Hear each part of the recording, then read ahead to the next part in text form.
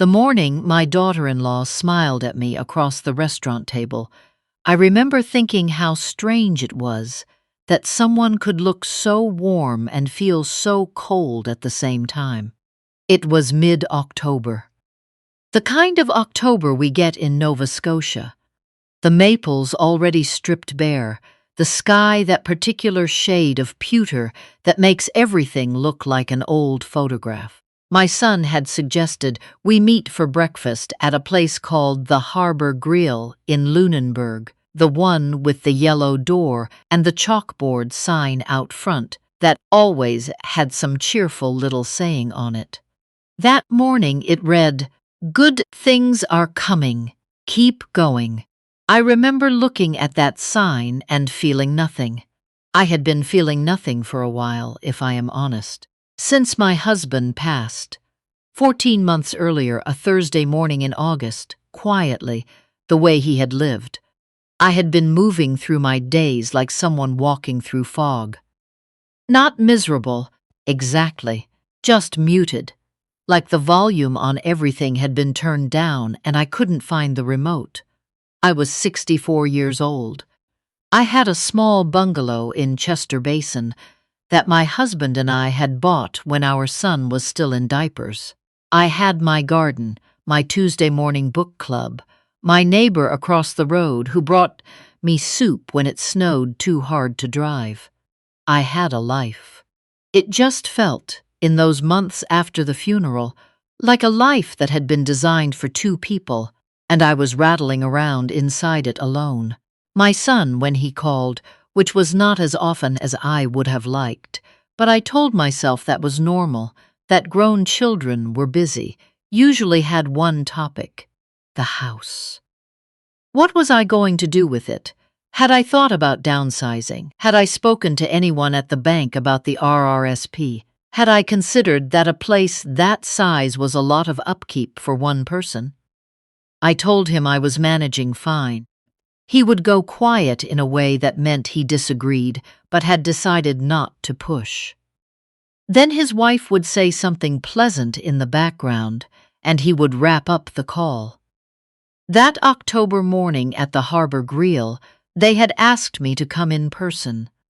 That was unusual. They normally did not make the drive from Halifax, unless there was a reason. They were already seated when I arrived.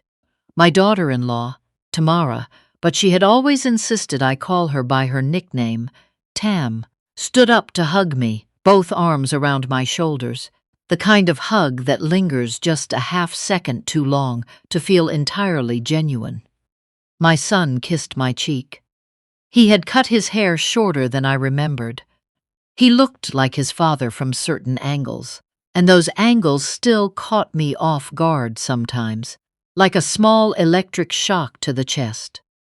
We ordered. Scrambled eggs for me, the same thing I always ordered. Coffee, black. The conversation started ordinary enough. The weather, my garden, their neighbors in Halifax, who had apparently gotten a new dog that barked at everything. Tam laughed about the dog in a way that seemed rehearsed, and I nodded along, and I thought, they are building up to something. I had been a mother long enough to know the difference between a visit and a preamble. It came out over the second cup of coffee. The house, they said. It was really too big, wasn't it? And property values in Chester Basin were strong right now, really strong. They had looked it up. And there was a development on the other side of Mahone Bay, newer units, very low maintenance, very sensible for someone at my stage of life. They had even taken the liberty of picking up a brochure. Tam slid it across the table. I looked at the brochure. I looked at my son. He was watching his coffee cup. I said, "I'm not interested in selling." He said, "Mom, we just want what's best for you." And Tam said, still smiling, "It's a lot of responsibility. You shouldn't have to carry all that alone." I said, "I've been carrying it for 40 years. I think I know how heavy it is." There was a pause. The kind of pause where everyone pretends to take a sip of something. I excused myself to use the restroom. I wanted to be out of that smile's range for 2 minutes. I wanted to stand somewhere that wasn't saturated with their concern. The restrooms at the Harbor Grill were down a narrow hallway past the kitchen, and there was a small waiting area. Just 2 chairs and a coat rack and a bulletin board with local notices pinned to it. A woman was sitting in one of the chairs when I walked past. Older than me, I thought, or maybe just weathered-looking, with white hair pulled back and reading glasses around her neck on a beaded cord. She was looking at her phone. She did not look up. I used the restroom. I ran cold water over my wrists the way my mother had taught me when I was a girl and feeling overwhelmed. I looked at myself in the mirror above the sink and thought, you are allowed to say no. You are allowed to go home. When I came back through the hallway, the woman with the white hair was standing up, putting on her coat. As I passed her, she stepped sideways, and for a moment I thought she was just moving out of my way. But her hand came out and pressed something against my palm. A small envelope, cream-colored, thin.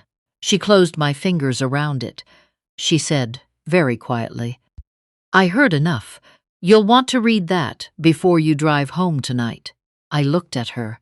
I said, I'm sorry? But she had already moved past me, and by the time I turned around, she was out the side door, and I was standing alone in a hallway that smelled like bacon grease and dish soap, holding an envelope I did not understand. I put it in my coat pocket. I went back to the table.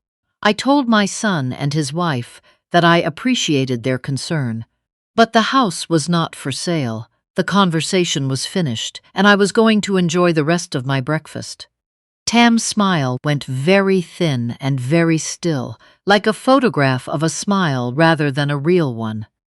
My son nodded slowly, the way people nod when they are deciding to be patient. We finished eating. We hugged goodbye in the parking lot, the October wind off the water, sharp enough to sting. I drove home on the 103, the highway cutting through the trees, the leaves all brown and orange and gone. I did not open the envelope until I was inside, coat still on, standing at my kitchen counter. Inside was a single folded piece of notepaper and a business card. The notepaper had 7 words on it, in careful, even handwriting. Your husband didn't sign the new will. I sat down. I sat down at the kitchen table, where my husband and I had eaten breakfast every morning for 31 years, where I had learned to do the crossword because he liked company while he did his, where I had sat the morning after his funeral and eaten exactly half a piece of toast because that was all I could manage. I sat down at that table and read those 7 words 3 more times. My husband didn't sign the new will. What new will? What new will? I need to go back a little. I need to explain something about my husband because it matters. He was a man who did not like to cause trouble. That was his great virtue, and in the end, perhaps his great vulnerability. He had grown up in a family where conflict was something you swallowed and got on with, and so that was what he did. He swallowed and got on with. When he was sick, and he was sick for almost 2 years before the August morning he died, though the bad part came fast at the end, he did not want to burden anyone. He managed.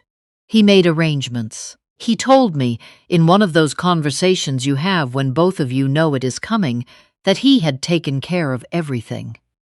The house was ours jointly. The RRSP would roll to me. He had seen the lawyer. I had not asked for details. I trusted him the way you trust a person you have been married to for 3 decades. I trusted him the way you trust the ground under your feet. The business card was for a woman named Denise Okafor, solicitor. An address in Bridgewater. I turned the card over. On the back, the same neat handwriting as the note. Call me. I think I can help. I put both things on the table in front of me, and I stared at them for a long time. Then I did the only thing that seemed reasonable. I called my friend Beverly, technically, but I had called her Bev since we were in the same Sunday school class at age 7, and I told her what had happened. All of it. The breakfast, the envelope, the 7 words. There was a silence on the other end of the line. Then Bev said, "Where are you right now?" I said. "My kitchen," she said. "Lock your door. I'll be there in 20 minutes." I said, "You live 40 minutes away," she said. "Then I'll be there in 35. Lock your door." I locked the door. I did not entirely understand why, but I locked it. Bev arrived in 38 minutes, and she came in through the back because she had a key. She had always had a key, the same way I had a key to hers, the kind of arrangement women of a certain age make with their closest friends, without ever discussing it formally. She took off her boots, put on the kettle, sat down across from me, and read the note and the card herself. She said, "You have to call this woman," I said. "I don't even know who she is." Bev said, "She knew who you were. She knew enough to find you in that restaurant and hand you this." That's not nothing. It was not nothing. I called Denise Okafor the next morning. She answered on the second ring, and when I gave my name there was a brief pause, and then she said, "I'm glad you called. I was hoping you would." She told me she could not say much over the phone. She asked if I would come to her office. She said she had something she needed to show me. I drove to Bridgewater on a Wednesday. The trees along the highway were bare now, just gray trunks reaching up into a white sky. I had not slept well. I had barely eaten. I had not told my son I was going. Denise Okafor was a small woman with a precise manner, and reading glasses she kept setting down and picking back up again, as though undecided about them. Her office was on the second floor above a pharmacy, and it smelled like old paper and coffee. She told me to sit down. She told me that approximately 6 months before my husband died, he had contacted her office. He had not come himself. He had been too unwell to drive by then, but he had arranged for documents to be couriered. A new will, drafted by a different firm than the one he had used previously. She was to review it, she said, and he had indicated he planned to come in to sign. He never came in. He died in August, and he never came in. The new will, she told me, differed from the previous one in one significant respect. Under the original will, the house and all remaining assets went to me outright. Under the new one, the house was to be held in a trust managed jointly by me and my son for a period of 5 years, after which point, if I had not sold it, ownership would transfer to my son. The implication being, of course, that I would be encouraged to sell. I said, "My husband wrote that?" She said, "His signature is not on it." I said, "Then it's not valid." She said, "No, it is not valid. But I have reason to believe your son's wife is in possession of a copy with a signature on it that I cannot account for." The room went very quiet. I could hear a car passing on the street below. I could hear someone in the pharmacy downstairs, a door opening and closing. I said, "Are you telling me someone forged my husband's signature?" She chose her words carefully. She said, "I am telling you that there are 2 versions of a document, and only one of them is genuine. And you need to be certain which version anyone you encounter is relying upon." She told me about the woman in the restaurant. Her name was Pearl. She had asked to be kept anonymous, but had given permission for Denise to say this much. Pearl had been my husband's cousin's wife, a connection so distant I had never met her. She had become aware of the situation through family. She had recognized me from a photograph, and she had decided she could not stay quiet. I thought about the 7 words on the cream-colored notepaper. Your husband didn't sign the new will. I thought about Tam's smile over the brochure for the development at Mahone Bay. I thought about my son, who had his father's eyes and who I had raised to be better than this, and I had to work very hard not to let the grief of that thought take me apart in a solicitor's office in Bridgewater. I thanked Denise Okafor. I told her I would be back in touch. I drove home in the white afternoon light, and I did not cry until I was in my own driveway. And then I cried until there was nothing left. When you are 64 and someone has done something like this to you, the temptation is enormous to simply pretend it hasn't happened. To go back to the book club and the garden and the Tuesday mornings and let the thing dissolve on its own. I had spent my whole adult life being reasonable, being the person who smoothed things over. I did not smooth this over. I called a lawyer, not Denise, a different one, a litigator in Halifax whose name had been given to me by a woman at my book club who had gone through a difficult inheritance situation of her own several years prior. His name was, well, it doesn't matter what his name was. He was good at what he did, and he was not gentle about it, and I needed someone who was not gentle. I gathered everything. The original will, the letters from the estate, the emails. And there were emails, because my son had been less careful than he thought. And I still had access to a shared account my husband and I had used for household bills. And in that account were several messages between my son and his wife with subject lines that made me feel like the floor was falling away. They had known about the new will for a long time. They had been the ones to draft it, through a contact of Tam's, someone who had since left the firm, which I imagine was not a coincidence. They had planned to present it after the estate had been settled, once I was further from the grief and perhaps more pliable. They had discussed, in these emails, that I would likely want to move closer to them eventually. They had discussed, in these emails, that the house would be worth considerably more if they managed the sale themselves. I read those emails in one sitting, at the kitchen table, with a cup of tea that went completely cold beside me. My husband had found out.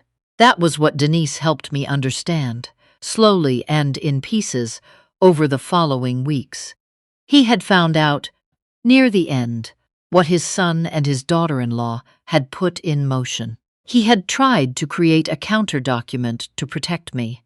He had been too weak to get himself to Bridgewater, too proud to ask for help, too stubborn to burden me with it when he was dying.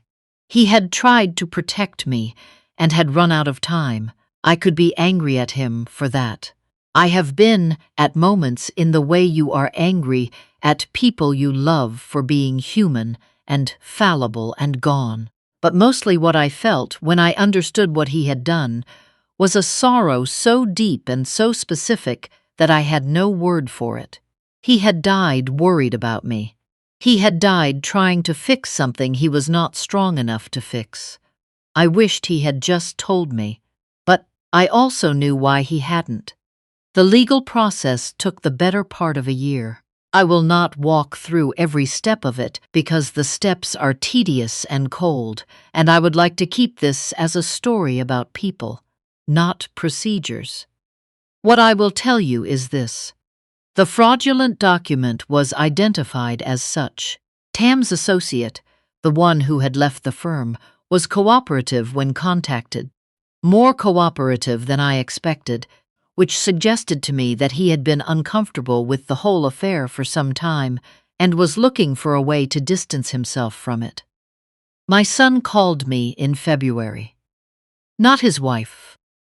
My son, his voice, the one I recognized from when he was small, and something had gone wrong at school, and he needed to tell me about it. He said, Mom, I'm sorry. There is so much packed into a sentence like that. All the things it cannot carry, all the weight it tries to and fails, I said. I know, I said. I don't know what to do with this yet. I need time, he said. Whatever you need, whatever that is. It was not a reconciliation. It was not forgiveness, not yet. Perhaps not ever in the way that word is usually meant. But it was a beginning of something. I don't know what to call it. An acknowledgement, maybe. A crack in something that had been sealed shut. I still live in Chester Basin. I still have the bungalow. The garden is what it always was. Overgrown by July, manageable by September, and mine entirely. Pearl, the woman who handed me the envelope in that restaurant hallway, I have never met properly. I sent a letter to the address Denise gave me. A short letter, because there was nothing I could write that was adequate, but I tried. I told her what her 7 words had meant. I told her that I did not know if she had any idea what she had given me when she pressed that envelope into my hand. She wrote back, 1 paragraph. She said, "I'm glad you had the courage to open it. That part was always yours." Bev and I still have coffee every week, on Thursday mornings now, in memory of the day my husband died, which is a strange thing to commemorate and exactly the kind of strange thing we both understand without having to explain it. Some mornings I still set 2 cups out of habit. I notice when I do it. I put one back, and I drink my coffee, and I look out the window at the bare trees, or the new leaves, or the frost on the grass, depending on the season. I'm still here. That's something. I used to think it wasn't enough, being still here. I used to think it was the minimum, just surviving, just continuing, nothing worth calling a life. But I've changed my mind on that. There's a particular kind of strength in a woman who has been shown the very worst that the people closest to her are capable of, and who wakes up the next morning and makes her coffee and tends her garden and lets herself be known to the people who deserve to know her. My husband believed I had that strength. He tried to protect me because he was afraid I might need it. He was right that I needed it. He was wrong that I needed protecting.